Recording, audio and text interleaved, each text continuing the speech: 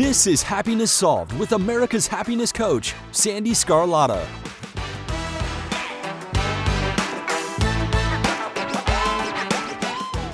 Hello, everyone, and welcome to today's episode. I am so happy you're here.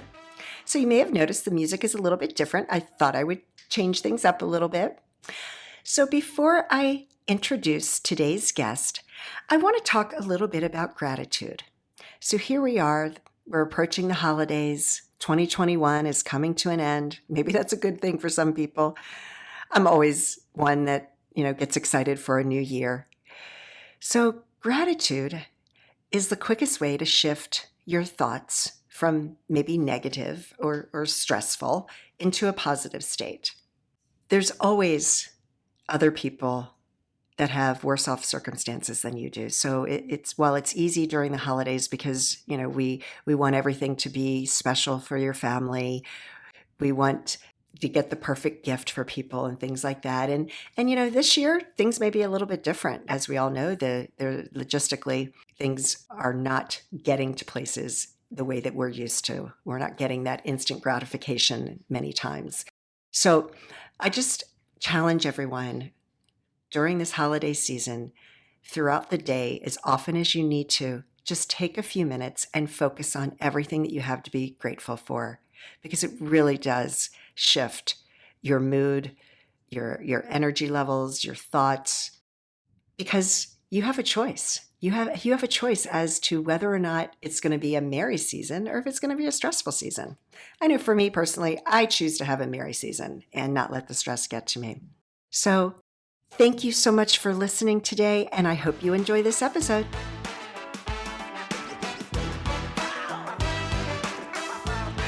Today's guest is Hema Vyas.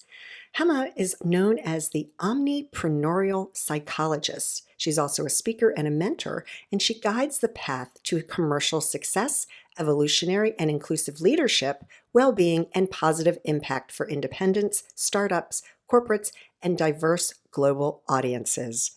She has a wealth of information, and I hope you enjoy the episode.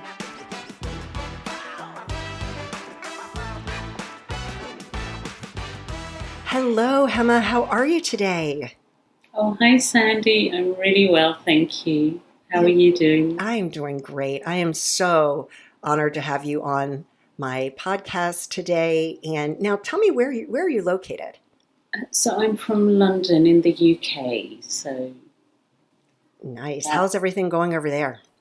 Oh, yeah, it's a really lovely time of year at the moment. It's August, so it's all very quiet and generally quiet and nice weather. So it never gets too hot here. So it's just perfect. Nice. Now, don't a lot of people go on holiday in the month of August? Exactly, yeah. Because of our weather, people tend to sort of go abroad as much as possible. So, yeah, it's lovely. Fantastic. So you are an omnipreneurial psychologist. Tell me about that. I've never heard that term. And I see you've trademarked it, right?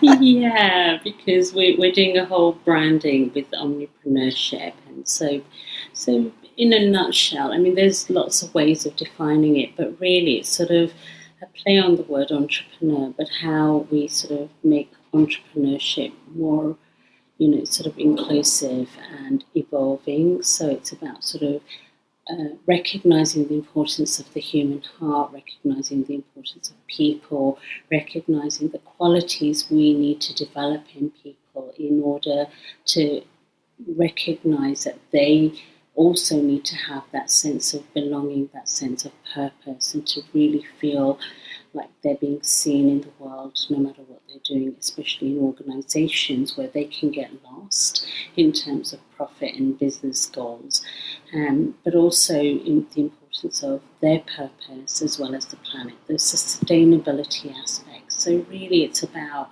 human capital, and I'm a psychologist who sort of wants to recognize and bring into the space of leadership and wellness, as well as how we evolve as humanity and as a planet, in terms of how we support the planet in our evolution and how the planet supports us with our evolution. So it's a really holistic approach to business. business to life to leadership to wellness. Nice. That's really great. That's really, really great. So tell me your backstory. How did you get involved in this? Was there anything that happened in your life where you were like, I want to go into psychology? Yeah. So I sort of was born in Africa, grew up, and then moved over to India, but grew up in England.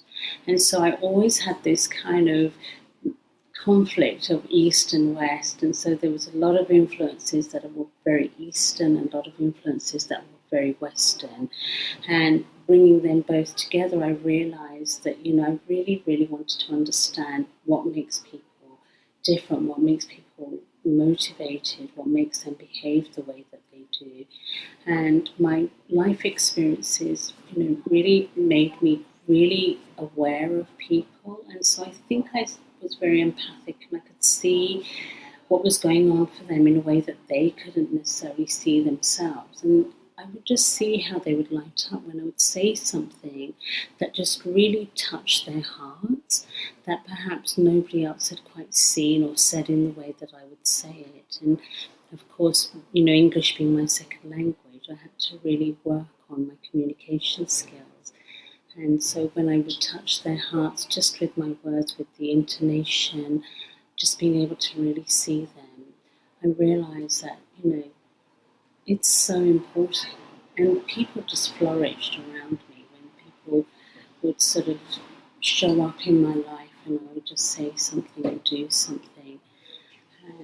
And the way that they would open up and flourish just made me think that we really, really need to spend time looking over this.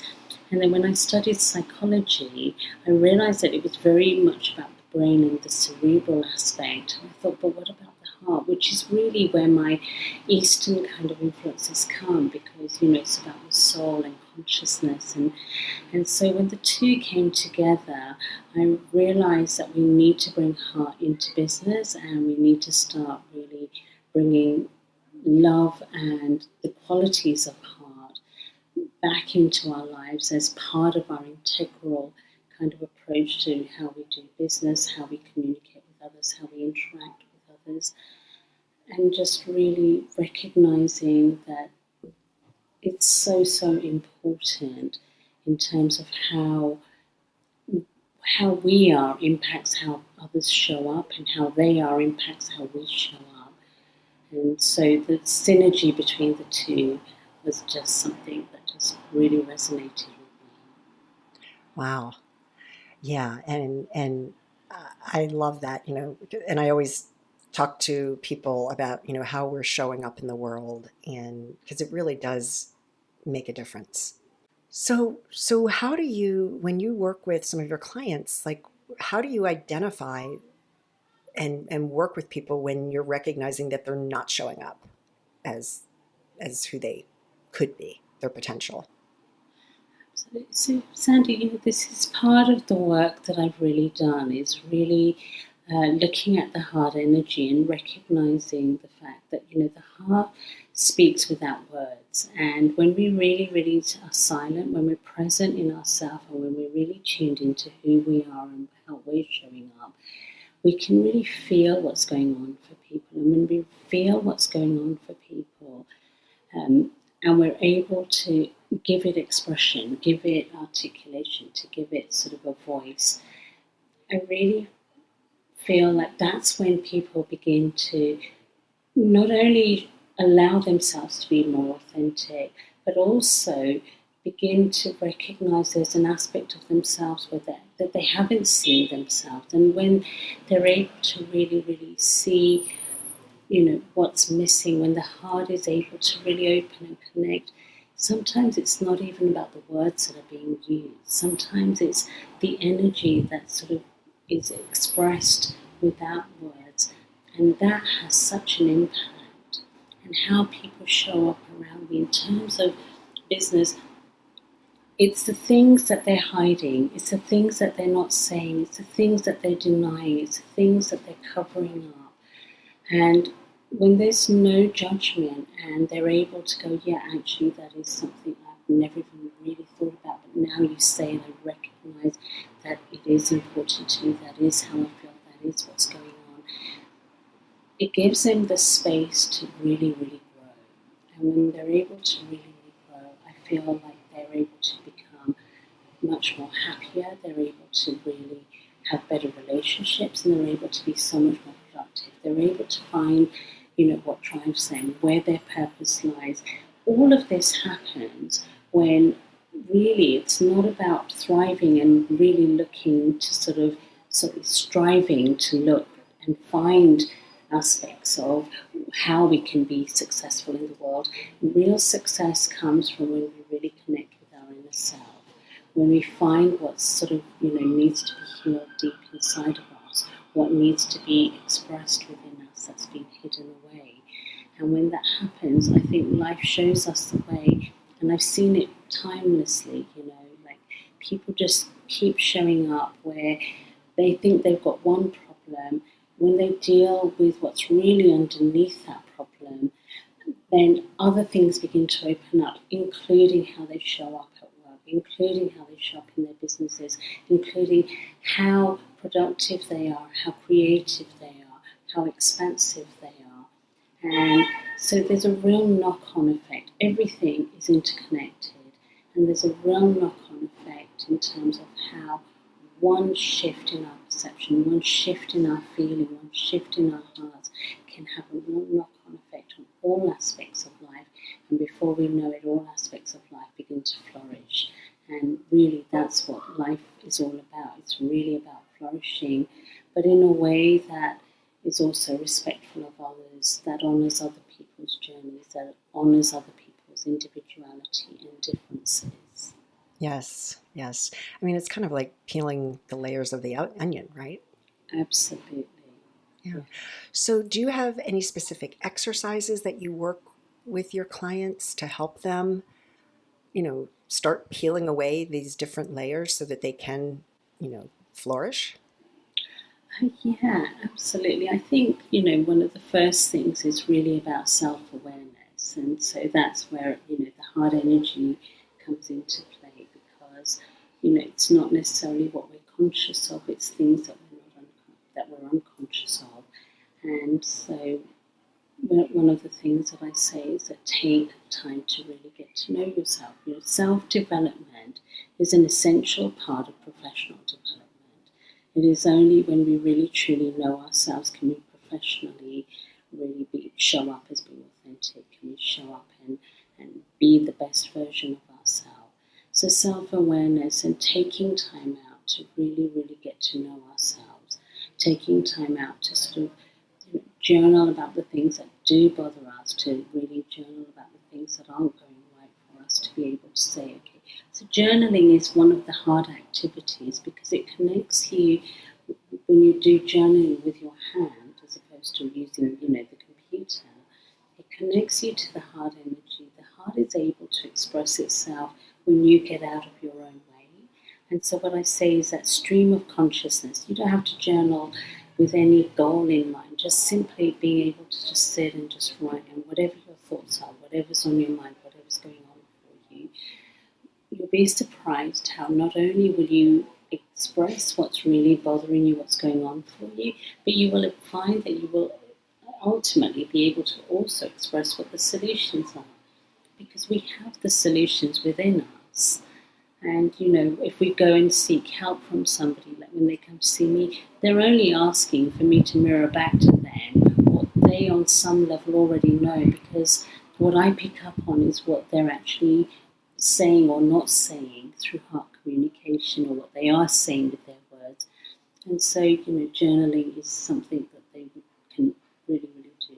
But it's really about being willing to know yourself, being willing to look at the parts of yourself that you perhaps don't always want to acknowledge.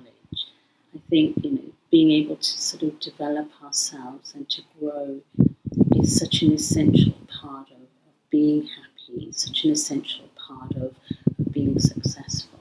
Oh, and I without a think doubt. that's not always being talked about in the past. No, right. And yeah, because if you want to be successful in any area of your life, I mean, you have to have that self-awareness. And yeah, there's many times we don't want to look at the parts of ourselves that, you know, aren't we're not proud of or whatever. But I know from my own experience, when you do confront them, it's like the weight of the world is lifted. And then you are able to just, create anything you want. But like, I love that you said, we already have the solutions within us, because we do. And I think many times we just forget about it. Absolutely. Well, I think that's our conditioning.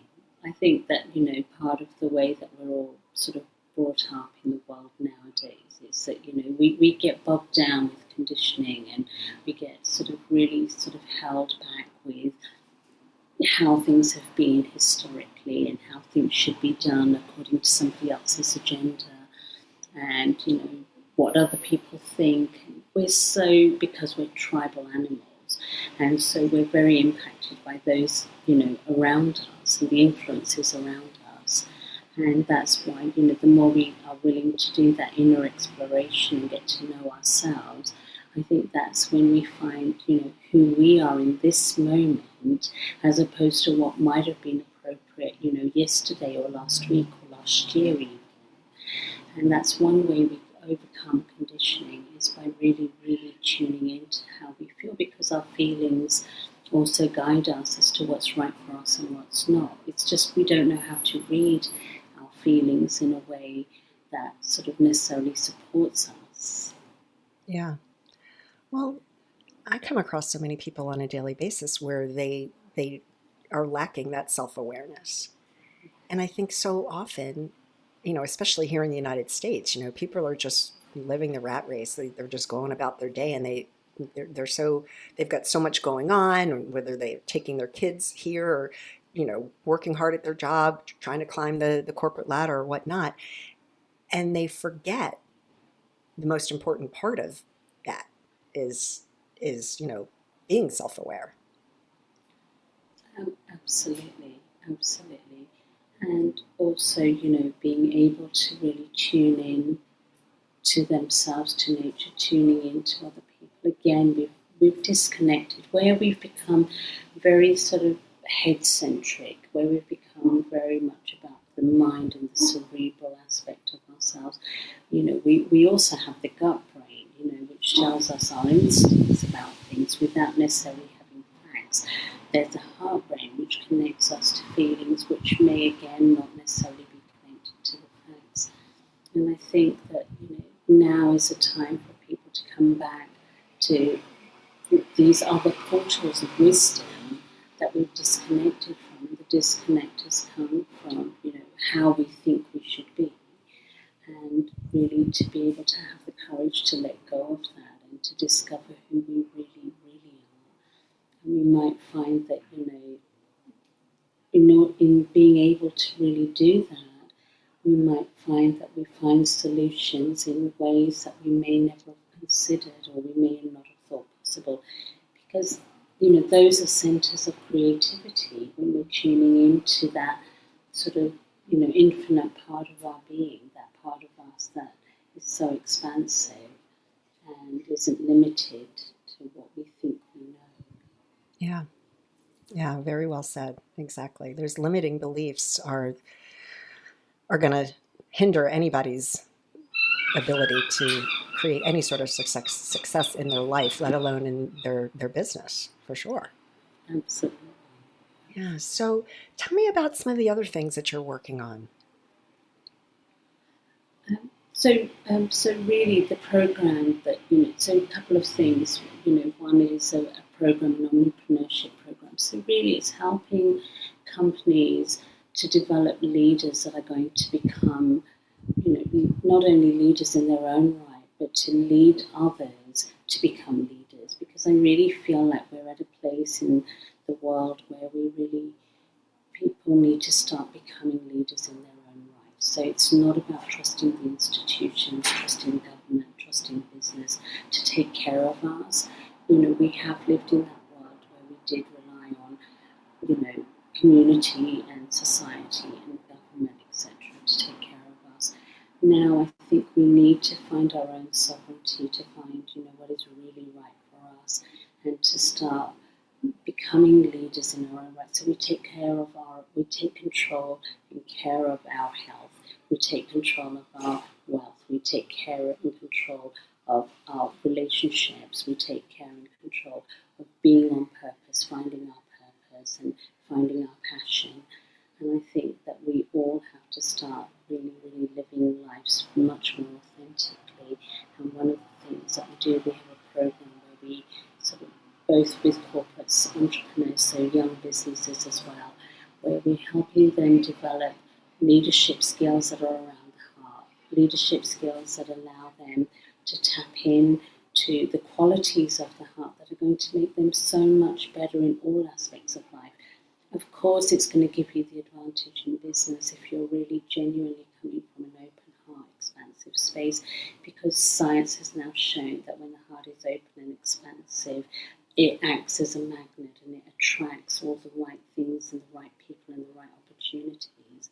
And so this is not something to be overlooked. It really, really is a very powerful tool to be able to truly step into your heart.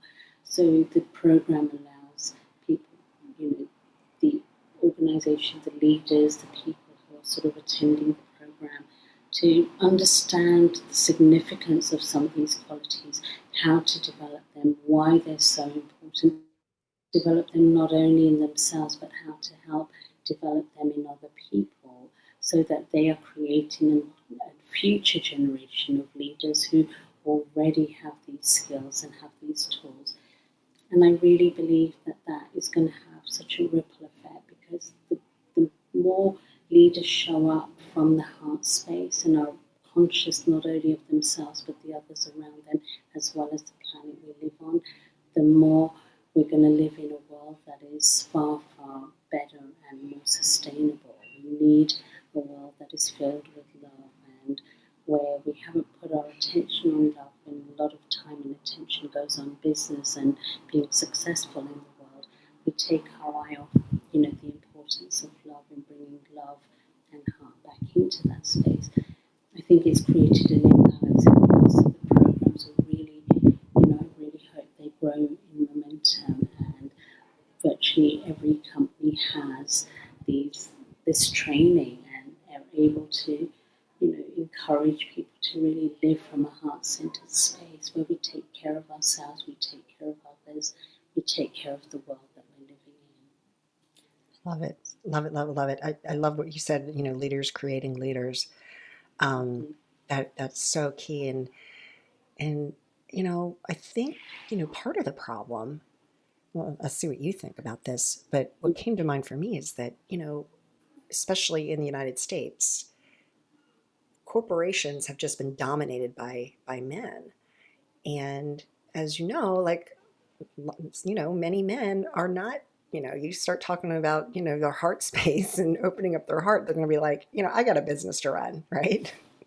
So, Absolutely. And now granted, there are so many successful, hugely successful women in the world, running, mega companies and whatnot.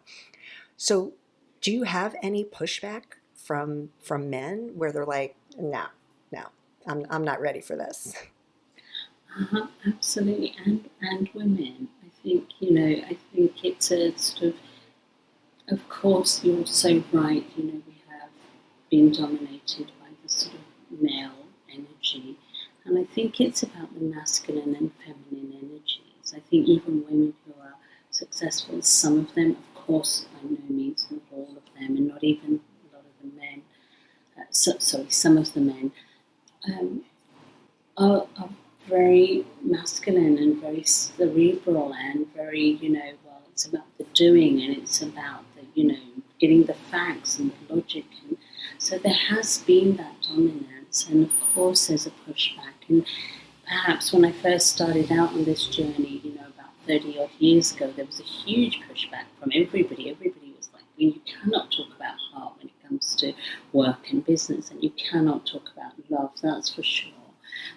But I think that things are changing, and I think one of the biggest shifts is that we're recognizing the importance of balance, and I think we're recognizing the importance of feminine and female leadership, and real feminine leadership. So as opposed to women leading, because it's less about whether you're a man or a woman. It's about the qualities with which you lead with, and there's a huge sort of resistance to it still. And unfortunately, a lot of the men and women that I work with have often got to a point of no return. So they've often got to a point where they burn out. So much else has fallen apart in their lives. And then when they come to me and I say, well, this is why. You cannot neglect one aspect of your life and expect that by thriving in another area, that everything else is going to be okay. Of course, if you're focused on your business, that relationship is going to suffer. If you're focused on just one thing, you're not going to find that balance. And when they really get to that point, the wonderful thing, Sandy, is that then they're absolutely converted, because they see how simply working on themselves, they recognize that it's had such a positive impact on all their relationships, and not just the love relationships, but families, friends, communication with other people also at work. And they see how they are able to go back into the workspace and be so much more powerful, and to recognize that they are able to, step into their power in a way that they weren't necessarily able to before, because before they were coming from their head, which took way too much energy, therefore there wasn't enough energy for other things. Whereas when they were able to just really work on themselves, really ground themselves, find their core, find their authentic self, find that connection to their heart, start flowing with love and that vibrancy that comes with love, then so many other things opened up. And then they became like really advocates for what I was doing. They were like, absolutely 100% agree that this is what's needed in all aspects of life, but certainly in the business world, because that's where they need it the most. That's where they're heading for sort of burnout. That's where they're heading for overwhelm, stress, diseases as a result of the work pressures and business pressures. And so I think they need it, and I unfortunately feel like they sometimes come to it when they sort of feel like they've got nowhere to go. And I really hope that I'm able to, through conversations like with yourself, able to impress on them, don't wait for that moment. This is a tool, this is a gift, this is something that is so invaluable. So, start employing it now. Exactly. Yeah, don't wait until you have, you're hitting rock bottom with stress or nervous breakdown or burnout or anything like that. Exactly. Yeah. And one of the things that I say, Sandy, is that the heart is not something that is exclusive to women. The idea that you can't bring heart into it, it's a feminine thing, it's an emotional thing. It's really not. The gut is more emotional. The heart is quite neutral and incredibly intelligent. Of course. Yeah. Wow. This has been really amazing. Hema, is there anything else that you'd like to share with the audience? No, I think you just summed it up really well, that, don't wait until, it's too late. Now is the time that we start bringing in, the heart qualities into business, into factors, that sort of help us achieve success and really, and being able to live from a space and place, not just of our own individual kind of survival, but our collective thriving, because that's where we need to get to.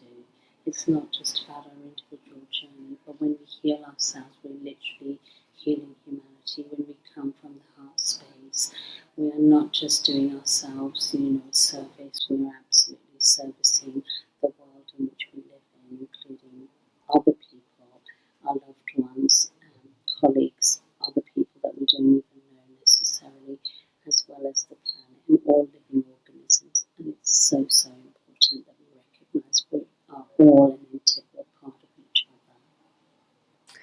Beautiful. Beautifully said. Hema, it was such a pleasure speaking with you today. I've learned so much, and I love your message and everything that you are doing. So good luck to you. Thank you, Sandy. I really appreciate you having me on the podcast and giving me an opportunity to share. Thank you so much. Oh, thank you.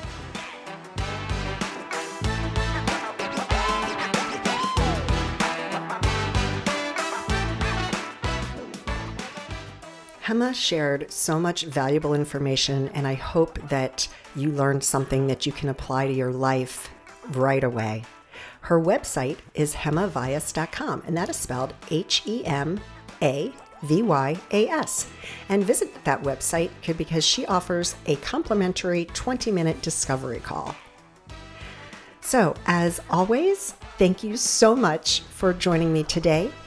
And you can learn more about me at sandyscarlotta.com. My book, Happiness Solved, Climbing 100 Steps, can be found on Amazon and Barnes & Noble. And I hope that you and your family stay safe and healthy, and that your life is filled with peace, joy, and happiness. Take care, everyone.